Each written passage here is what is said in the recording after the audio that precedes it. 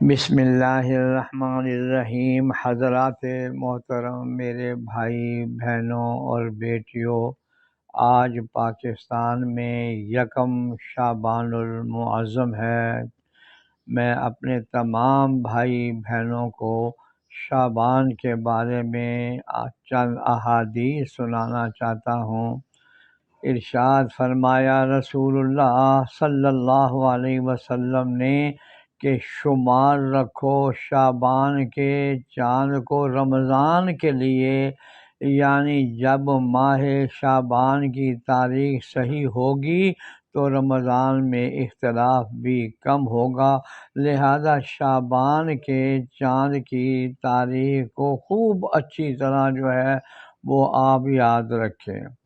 اور ایک حدیث میں رسول اللہ صلی اللہ علیہ وسلم رمضان کا اتنا خیال رکھتے تھے کہ اور کسی ماہ کے چاند کا اتنا خیال نہ فرماتے تھے۔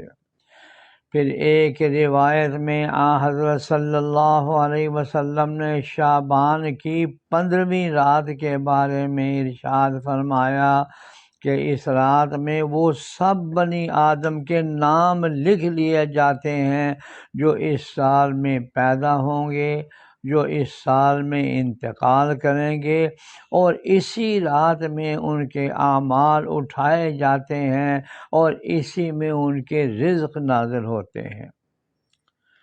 اعمال اٹھائے جانے سے مراد ان کا پیش ہونا ہے، اور رزق نازل ہونے سے مراد یہ ہے کہ اس سال میں جو رزق ملنے والا ہے وہ سب لکھ دیا جاتا ہے۔ گو یہ سب چیزیں اس سے پہلے بھی لوح محفوظ میں لکھی ہوئی ہیں، مگر اس رات کو لکھ کر فرشتوں کے سپرد کر دیا جاتا ہے۔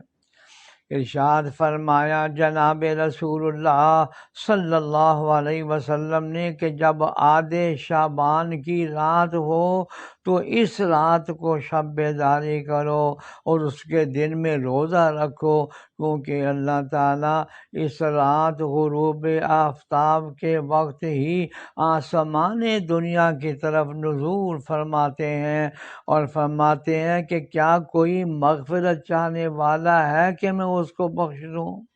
کیا کوئی روزی مانگنے والا ہے کہ میں اس کو روزی دوں؟ کیا کوئی مصیبت زدہ ہے کہ میں اس کو عافیت دے دوں؟ کیا کوئی ایسا ہے؟ رات بھر یہی رحمت کا دریا بہتا رہتا ہے یہاں تک کہ صبح صادق ہو جائے۔